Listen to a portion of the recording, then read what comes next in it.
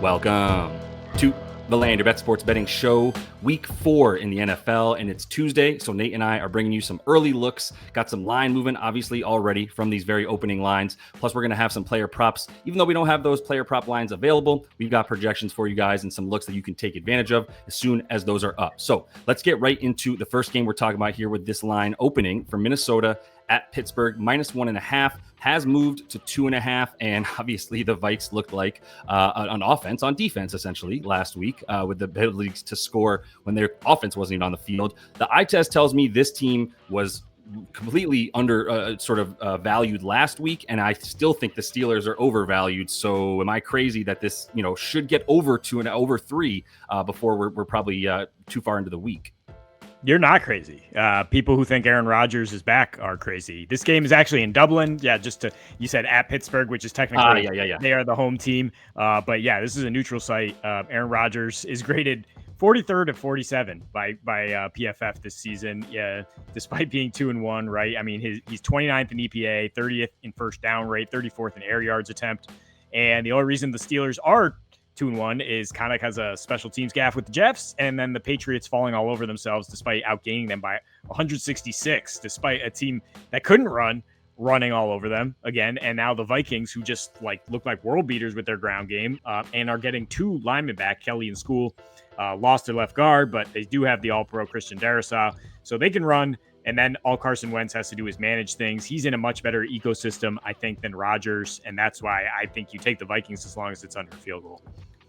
Yeah, no, I'm with it. I think that's going to be something I continue to target, is that teams are still sort of undervaluing O'Connell and the ability to move the ball with the offense that they still have in tow, and getting Wentz in there obviously seemed like an upgrade last week, but that defense is going to be a big part of it. And I think you're right to fade Rodgers. And I think that leads to a nice game script here for Jordan Mason. We have Aaron Jones on the IR, as we know. He got that huge workload last week, which was going to happen when you go up by 3 scores and there's still, half the first quarter left. Then you're just going to give it to the big back. And this is one of those dudes, man, who shot out of a cannon. So if he's got the lead, especially, you feel really good about his ability to just fall forward and get 3 to 4 yards a carry. Really nice yards per carry guys we saw last year with 5.8. Steelers run defense has been really bad, at least in the first 2 weeks, as we know.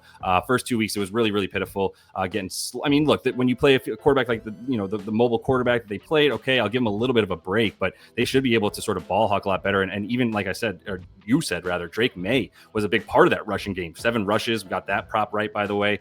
7 rush attempts, 45 yards for the young man. And this offensive line for the Vikings, going back to them, they're really good. You mentioned that the players that they're getting back, and they're going to continue to be that good. We saw them struggle a bit, I would say, in week 1 at times, opening up too many holes, especially in that first half. So there wasn't really much that showed you it. But again, injuries played a huge part in that. And I think, you were talking about the parlay with the touchdown and the money line. I think the touchdown feels like a really good bet as well, knowing that they should be able to move the ball. And then you combine that with the fact that we do like them to win, positive game script. I think it all is made for a good parlay there. Yeah, I mean, the Steelers are facing the 3rd highest rush play rate because they can't stop anyone. You gave them a pass for week 1 against the mobile quarterback. Well, what's their excuse against Sam Darnold and the Seahawks? The worst offensive line, perhaps. I mean, bottom 3. Kenneth Walker's averaging 2.2 yards per carry against everyone but the Steelers. He had 105 against them. So, I mean, that's all you need to know, basically, about the upgrade matchup here. Yeah. Let's move on to this next game here. A couple of teams I think are probably going to be a little better than maybe teams thought, but definitely the Bears with a big showing last week. And they are now favored here. As you can see, they're in Vegas, and they got the 1.5, not really moving too much. And I mean, I'm a huge Ben Johnson guy. It's hard not to be if you listen to some of his stuff in the locker room and behind the mic in the interview room. So where do you feel about this opening line? Is there any movement that you project, or are you really ready to hit this for the Bears like I am? I think just like last week, it's going to toggle on the +1 -1 because people don't know how to feel about the Bears yet. I mean, they definitely could be overrated here because they just played the Cowboys defense. And what we see with the Giants, you just fall off a cliff when you're not playing the Cowboys defense anymore. This Raiders defense didn't look good last week for sure, but I'd say they just flat out don't travel. They're in the last 4 seasons now, or 3+, 43% on the road, 58% at home. They're 71% against the spread as home favorites. And yeah, they do have a decent defense. At least they ain't the Cowboys. They do have Mad Max gonna pressure Caleb a little bit. and they're second in EPA against the run. And I mean, DeAndre Swift masquerading as a lead back here, that's not working for the Bears. So it's going to just fall a lot on Caleb. Maybe you can look at his pass attempts here. The Raiders also love to air it out here. So, I mean, it could be the shootout we were hoping for last week with Dallas before CD went down early. Yeah. And Dallas just kind of packed it in because, I mean, Geno's going to be slinging it. He's been taking chances, and I think he's going to have success against this banged up Bears secondary for sure. No doubt. Yeah, I expect a lot of Trey Tucker, a lot of Jacoby Myers, and coming off of a tough week, a lot more Brock Bowers. Another week to get healthy. We saw him leave. I believe it was week 1, right? He left in the first half, came back. Week 2 was all right. Last week still looked a little bit hobbled. Got to imagine that he's still trending healthier. And even after that short week gives you a little bit more time. But Vegas right now, in terms of their pass rate, very, very high pass rate over expectation with a very low run success percentage. So what we're saying there is that in situations where we expect Vegas to run the ball, they're actually still passing. They're treating that short pass game as the run game a lot because Ashland Genty, who somehow climbed over 62 yards last week to just sort of hook me the wrong way on the under that I had for him, 18 carries it took him to get 63 yards. I don't expect them to be rushing much. Who do you go to when you're using your pass game as your run game? A lot of tight end stuff, a lot of over the middle, and he's still going to get down the field, man. And this Bears secondary, we know Jalen Johnson not coming back anytime soon. They're going to continue to struggle way worse than the expectation, and certainly than last year is that Bears pass defense. And then you're talking about air yards. Like I say, they're going to look for him everywhere in lieu of a run game, but they're going to look for him 15 to 40 yards down the field as well. He's a deep threat as far as they're concerned, probably the best deep threat at this point with smaller possession receivers that they have in Tucker and Myers. So still love this dude, man. He's still going to be an all-world, all-generation tight end if he can stay healthy, and it looks like he's in that spot this week. Yeah, Bears have tied for the most receptions allowed to tight ends, of course, after giving up 9 to Jake Ferguson last week. 6th most yards last year, too. And I mean, some of that is just personnel. It doesn't matter how much you're gonna be able to coach him up if you're Ben Johnson. And they, in general, are allowing the second highest completion rate and most yards per play. All kind of trends towards, Bowers getting it done in the intermediate and on some shot plays. Yeah, 100%. This dude's going to be a three levels receiver, if you will. But let's go to this next one here. Team is definitely trending in the wrong direction, or different directions, I should say. The Chargers and the G-Men. The Chargers here, -6. You can look at an adjusted line, get the money line. I know you want to talk about them as a teaser leg. Is there some, it's like, what do you do with Jackson Dart? What's your angles that you're really focused on here to be able to feel good about, the Chargers, and even feel like you need to tease them or move them that number in any way? Yeah, we'll see where it goes with Dart. I mean, people are definitely going to have their differing opinions on him. I think you'll still be in teaser range. Like I don't see the Chargers getting up here to like 7.5 or 8, despite how good they've looked. I think Russ was just awful in 2 of his 3 starts. It's got to be an upgrade somewhere. This is just, everyone's pointing out, this is just not the spot to give your kid the debut against a defense that's number 4 in EPA, that's absolutely nails in terms of limiting the deep ball and has been for 2 seasons now under Jim Harbaugh. That's number 1 in the red zone. Like I might be looking at Jackson Dart over over interception. I mean, it's probably gonna be like -180, but I don't really see a way where he gets out of here without a turnover. And then on the other side, you got the early MVP dark horse, he's like 2nd or 3rd in MVP odds, depending where you look at this point. Herbert just absolutely slinging the thing. 3rd best 3rd down conversion rate. So, I mean, against a Giants secondary that can be had. Teaser partner, I mean, you got Denver on Monday night against that shell of a Bengals team. You got Houston at home against the worst team in the NFL and the Titans. So you definitely got some options as far as just getting the Chargers down to the money line. Yeah, that's fine. Yeah, I'm happy to continue to bet against the Giants. This doesn't seem like an opportune moment for Jackson Dart. I don't know what's going on. Why this week? I'm not sure. There's a couple cupcakes coming up. Giants have a really easy schedule overall this season, especially outside the division, even in the division with the Cowboys being how bad they are. And this is the game that he's starting. But let's go to the other side where we got Ladd, good old Ladd. And I think he's still going to be seeing a lot of these targets. We saw Keenan Allen miss a couple snaps, still been pretty good, but this is their top possession guy, right? We know that. And this is another team that's been bad running the ball with big expectations for the Rook. Hasn't quite lived up to them in Hampton. Najee also missing a bunch of time per usual and has been Najee, 2.7 yards per carry, whatever. He's done for the season now. And he's already done for that's what I was saying. Missed some time, missed all of the time, right? So either way, like the Lad McConkey stuff comes into play because of how much they're throwing the ball. Similar look possession wise, this is the guy that really helps you sort of supplement or supplant rather the run game with this this shorter passing game. 100% of the routes. Third best separation. Like this dude's slant route is nasty. We saw a huge one that really helped them win the game last week to keep a drive going for him. And he's going to be that guy when they need a reception, a big time reception. He'll be there for it. Giants secondary, really vulnerable in the slot.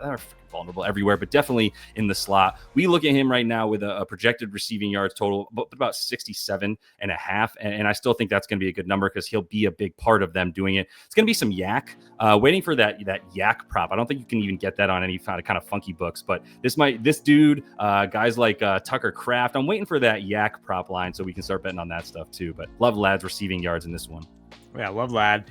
I mean, the Giants, I think, are pretty good on the outside with the Debo and Flott so far this season, unless you're throwing lasers like Dak Prescott was in week 2. And you know what? Justin Herbert's throwing lasers. So I think it's just a situation where like everybody's going to eat here. All three of these guys, like you said, Keenan Allen's gonna break down a little bit sooner or later and stop, getting these looks over Lad, who's still the top dog in terms of route participation.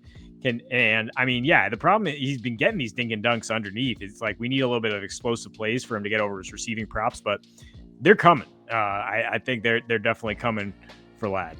Yeah, and I mean, look, Quentin Johnston's been awesome, so he's going to keep being there, but he's their over-the-top guy, and they've had a good amount of connections to him to get chunk yardage with Huge, but I could easily see, obviously, once that stops working consistently, which it will. It's a deep ball. Although, man, Herbert looks freaking incredible, dude. Just stop running him unnecessarily at times, Jim Harbaugh. You're going to get your quarterback hurt. This game, going to be a good game, my man. I really am looking forward to this one on some turf. Obviously, no matter where it is, it's on turf, but it's in LA, and we've got the opening line here with the Rams big, and then that got beat down pretty quick because it was kind of silly in my estimation. Am I missing something? Like, I'm a Colts believer, and in part it's because I've seen Daniel Jones be good at times despite playing on the Giants, and now the Colts fans are all like, thank you so much for gifting us a quarterback that looks like what we thought Anthony Richardson might be. Yeah, I mean, I think Danny Jones is playing really well, and I don't expect him to fall on his face, but I also don't expect him to be like prime Tom Brady, which is what he's been through 3 games, right? Crazy. So it's just real quick. Yeah. I don't know if it held up last week, but in the first 2 weeks, silly stat because it was 2 games, but in the first 2 weeks, they had a top 10 rated offense since 2004. Right. That's how good their offense is. Yes. So yeah, as in for anyone everywhere. Yes. They're obviously number 1 in success rate. Daniel Jones is killing it. They haven't faced a challenge like this. I know Denver is a very good defense that they've gotten to shootout with week 2. But I mean, this Rams defense is just so well coached right now. They get pressure without blitzing so well. They can shut down the run so well. And they're extremely motivated after just like an embarrassing collapse. I mean, everybody, including myself, who had Eagles tickets, they're just getting so lucky, not just to be even in that game. I mean, if you think about how they just shut down everything but A.J. Brown up until the end of that game, you know how good this Rams defense is. They haven't allowed a rushing touchdown to anyone but the tush push this season. They've allowed the fewest receptions to running backs. And I say that because you got to take away Jonathan Taylor, right? And see what these receivers actually got against a tough matchup here. Alec Pierce might be out with a concussion. And on the other side, Colts likely missing nickel corner Kenny Moore, who is very, very good, going to be very important against my man Puka, who is the most unstoppable force in football right now as far as just catching balls over the slot, keeping things moving for the Rams. Really hurt us last week because you had a really good look on Devontae Adams that basically got hooked as well because Puka just started taking all of the yards at that point. So that's bound to happen. But I think the run game is going to be featured heavily in this one. You got to pick your spots with Kyren Williams. The thing is, they're going to feed him the ball. Period. End of story. He's going to get touches. I believe he has the 3rd most touches since 2 years ago, right? Over the last 2 seasons coming into this one. So yeah, this is a dude that's going to get the ball. But when he's at home, man, he's just so freaking good that you really got to like his rushing in this one a lot more than when he goes up against some staunch rush defenses, which has been tough for him in the early going, especially. But now we're talking about a Colts defense that's tied for second worst in terms of its rush defense EPA per play. And I think the TD is probably a good look in this one as well. Definitely using him. They'll give it to him 3 times if they're inside the 5 without question. Already has the 4th most touches inside the 5 this season and was up there in the top 10 last year as well. TD in 13 of his last 15 home games, man. I was very aware of that one last year, had him on the fantasy squad and used that as knowledge to then bet on him going, wait, I'm seeing this trend here. 2 touchdowns at home, 2 touchdowns at home, no touchdowns away. And it was like, oh, okay, let's go ahead and go for it here. So that's been something I've been eyeing since last season. Going to continue to ride on that this year as well. And like I said, to start this thing, the opportunity share is way up there. He's always under center. When it's available to play him, he's going to have 3 downs in him, short of just absolutely needing a break. So love Kyren once again in this matchup. Yeah, remember MJD, who just you couldn't even see him down there at the goal line, and then he would never go backwards. Like these dudes are just so low to the ground and so strong that you just see him like push the pile into the end zone, and that's why the anytime touchdown is a really good look. I'm gonna see where Blake Corum's prop shows up in terms of rushing yards because he's starting to mix in more. Like, I mean, Kyron's still getting the high value touches, but Blake, I think, was like 35%, or at least that's where Sean McVay says he wants to get him to.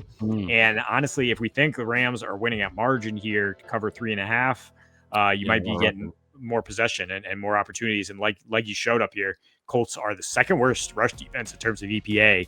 They've just been playing some tomato cans. Yep, no doubt. Yep. So let's go to one more here, and we're talking about the Manders, and we're talking about the Falcons. Falcons had the biggest drop in your power rankings, I believe, 12 spots from the 12th, number 12 ranked team to 24 this week because they lost to the team that we had 32nd in the power rankings, and they didn't score a point on them. So we come into this week, and my main question here for you, man, is just like, this is one of those things where it's like, is last week's NFL a moot point, and can we forget about it? And this is a totally new season every week in the NFL, or are the Falcons showing us, and Michael Penix showing us that maybe there's some actual concerns on offense?